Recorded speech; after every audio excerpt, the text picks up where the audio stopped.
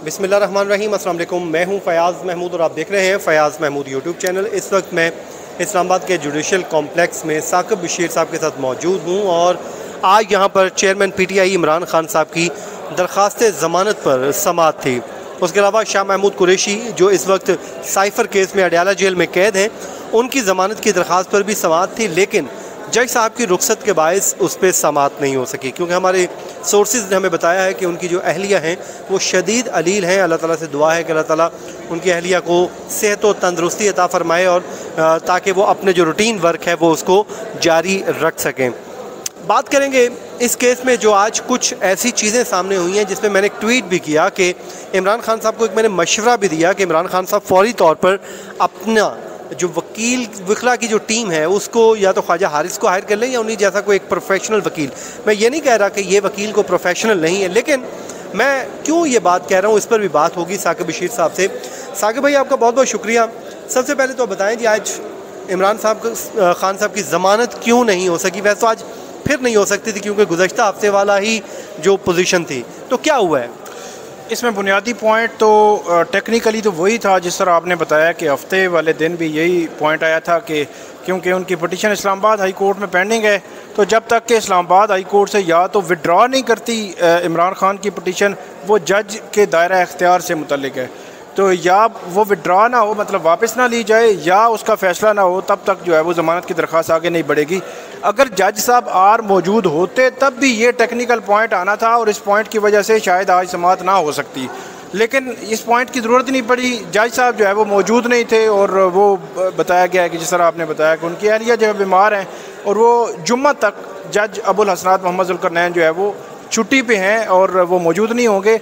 और उसमें जो PTI की जानिब से अब सेकंड थर्ड जो स्ट्रेटजी है उन्होंने बनाने की तो कोशिश की, लेकिन उसमें कुछ आउटपुट जो है वो नहीं हो सकी कि उसमें जो ऑफिशियल सीक्रेट एक्ट की खुसूसी अदालत में जब जज नहीं थे तो वो ड्यूटी जज के पास चले गए, वहाँ पे एक नई दरख्वास्त दायर कर दी, बल्कि वो आप उनकी प्रोसीडिंग में मौजूद थे, वो प्रोसीडिंग ज़रूर बताइएगा। वहाँ दरख्वास्त दायर कर दी, फिर वहाँ दरख्वास्त उन्होंने 12 बजे तक पेंडिंग रख ली, इन्होंने इधर आके डेट ले ली। तो इधर तारीख लेने का मतलब ये था कि वो जो दरख्वास्त है ड्यूटी जज के पास वो गैर मौसर हो गई, तो उसमें आप ज़रूर बताइएगा कि वहाँ पे जो प्रोसीडिंग हुई ड्यूटी जज के पास वो क्या थी। देखें, जब सुबह साकिब साहब जब वहाँ पर कोर्ट में हेयरिंग नहीं हुई, ज़ाहिर जज साहब नहीं थे, तो फिर ड्यूटी जज यहाँ पर राजा जवाद अब्बास साहब हैं, वहाँ पर गए। वहाँ पर जाकर उन्होंने कहा जी आप हमारी ज़मानत की दरख्वास्त को सुन लें।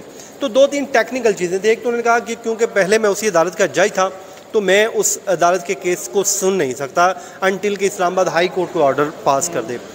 दूसरा उन्होंने कहा कि इस केस में जो नोटिफिकेशन एक जारी हुआ है, इस केस की नहीं मैं बात कर रहा, जो स्पेशल सीक्रेट एक्ट की जो अदालत है इसका जो नोटिफिकेशन हालिया जो रिसेंटली हुआ था उसमें कोई ड्यूटी जज का मेंशन नहीं किया गया। जैसे ATC नंबर 1 का अगर जज छुट्टी पे हो तो उसका जो ATC नंबर 2 का जज है वो समाअत करेगा, और अगर 2 का जज छुट्टी पे हो तो ATC नंबर 1 का होगा। ये एक बड़ा तरीकाकार वज़ा किया गया। लेकिन अगर जो है स्पेशल सीक्रेट कोर्ट का जो जज है वो रुखसत पे होगा, उसके लिए ड्यूटी जज का कोई मेंशन नहीं किया गया। तो उन्होंने कहा कि आप नोटिफिकेशन ले आएँ तो फिर मैं सुन लेता हूँ।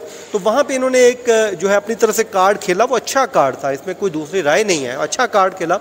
वो कार्ड ये खेला कि एक दरख्वास्त दायर कर दी कि आप अदालत ये कह दे कि जी मैं बतौर ड्यूटी जज ये केस नहीं सुन सकता।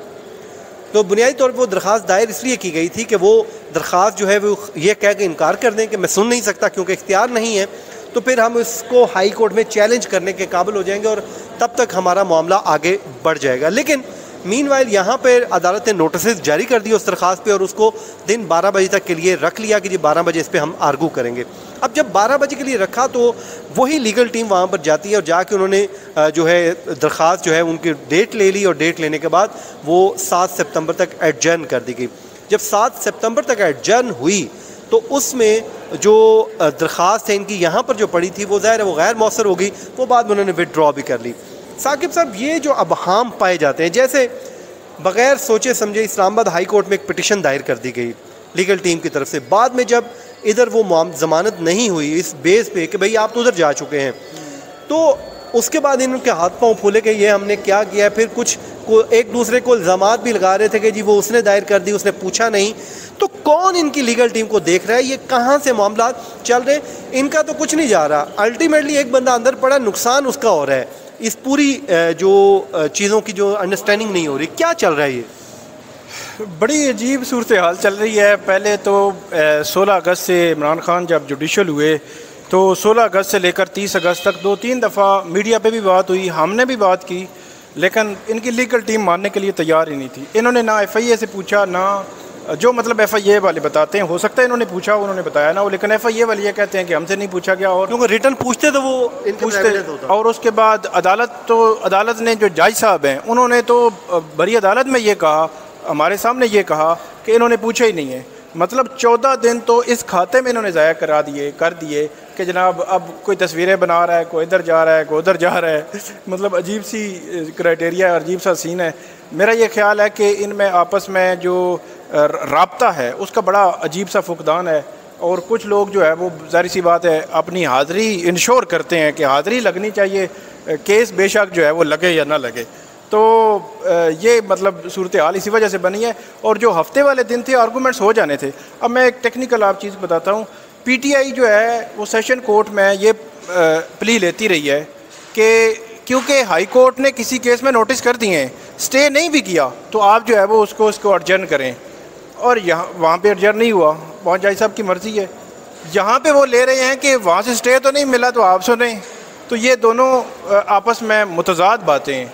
तो ये मतलब स्ट्रेटजी अब पता नहीं कहाँ पे बन रही है, कैसे बन रही है।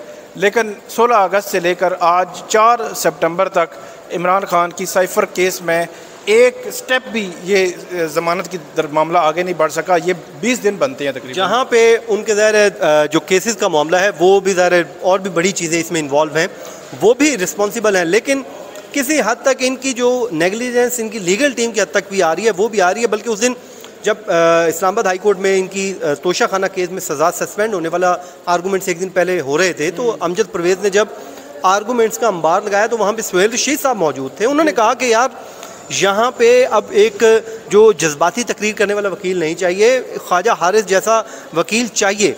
तो मेरे ख्याल में अभी भी इमरान साहब के लिए बड़ा एक मेरा तो मशवरा मुफ्त है कि वो एक ऐसे वकील को लें। ये मैं नहीं कहता कि ये मुखलिस नहीं है, ये मुखलिस है, उनके साथ मुश्किल वक्त में उनके साथ खड़े हैं, उनके साथ आते जाते हैं, लेकिन इनका एक मसला ये है कि इन्होंने अपनी हाज़िरी भी लगवानी होती है। तो ख्वाजा साहब जो हैं वो लीगल सिर्फ अपने आप को बाउंड रखते हैं और उसी को लेकर केस को चल रहे होते हैं, और यही वजह है कि उनकी सज़ा सस्पेंड भी हुई और वो केस बना के वही गए थे।